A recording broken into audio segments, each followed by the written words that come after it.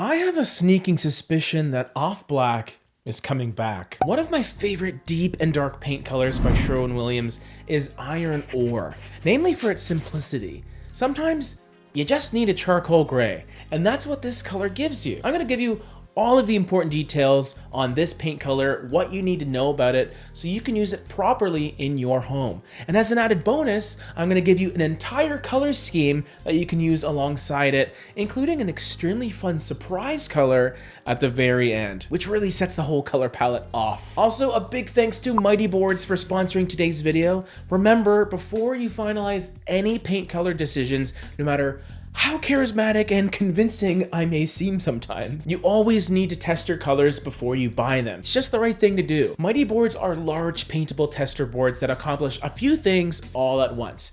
They are large, dare I say, mighty, which means you're not going to have to rely on a small little paint swatch. Instead, you have a paintable, massive board that you can move from room to room freely and get a feel for how the color will truly look once it's been painted. I can't tell you how many times I've heard my friends or colleagues say, "That doesn't look how it did on the color chip." Don't rely on color chips. Test your colors out. And when it comes to testing, go Mighty. I'll leave Mighty Boards information in the description down below so you can check them out and pick some up for yourself. Now, if you're ready to talk about paint colors with me, press that like button because it does the world of wonders, and let's get right into it. Iron ore is a bit of a unicorn when it comes to paint colors, largely because it's one of the few cases where you could objectively call it a really dark gray. And that's really because of how it's balanced as a paint color.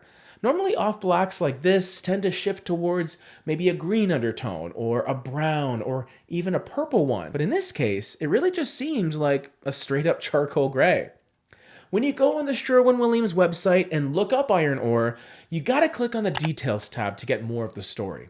First of all, you can look at the RGB values, which stands for red, green, and blue, and that gives us an idea of how the color is composed.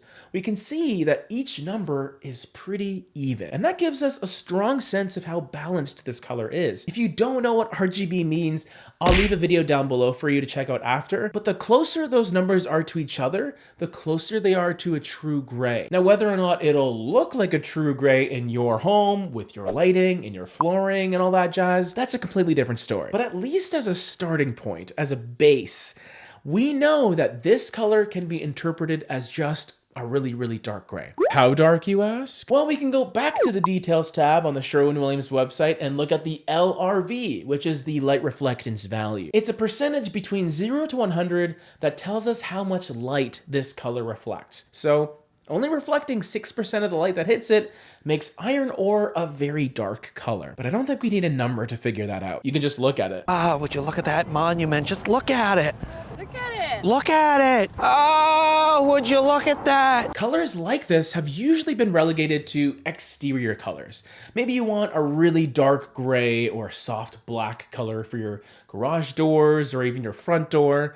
But more and more, I'm noticing people opening up to the idea of painting their walls black inside their home, and especially things like furniture or cabinets or bathroom vanities. By going with a dark gray or an off black, it gives you the advantage of picking something that is fairly neutral in terms of undertones, while at the same time being extremely bold and daring based on how dark it is. So you shouldn't be having too hard of a time trying to match or complement any undertones of any surrounding things, because it's pretty much a black paint color. It's a way to simplify your color choices a little bit when you start with something that is nearly undertone-less. But now it's time for my favorite part of the show, the color pairings. So as usual, I'm going to give you a white, a light color, a mid-tone, and a dark color that work alongside iron ore. So you can have an awesome color scheme that you can use in your home. And the very last color really sets things off, so sit tight for that. We'll start simple with the white color pairing, which is extra white.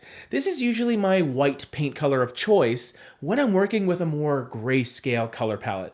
And considering we're starting with a really dark charcoal gray, I thought it was an easy choice. Not a cool white by any means, and I mean color temperature wise, not bluey, but it also doesn't have any clear warm undertones either to keep things soft and neutral. The light color pairing is an extremely light gray called Ice Cube. I guess you could say it's about 10% darker than extra white, and that's just based on LRV. And this is another color that is pretty neutral in terms of being a true gray, but in practicality, I do find it tends to feel a bit cooler with almost a blue undertone, although it's very subtle. Really wonderful choice if you're a bit tired of anything beige leaning. This isn't that whatsoever, and it's still light enough to be a color you can use more liberally as a primary color in your color scheme. The mid-tone pairing does bring a little bit of warmth, but not necessarily from yellow or beige. It's more of a brown warmth.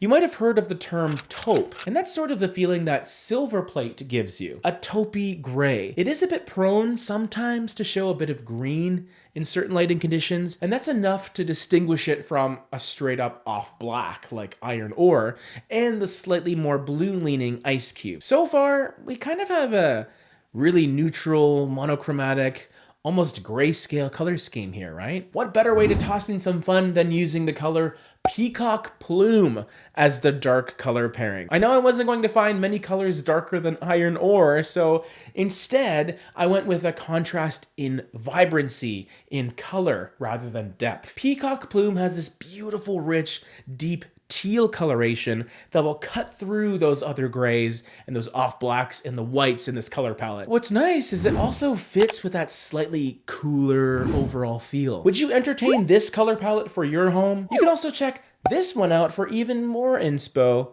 Have a colorful day.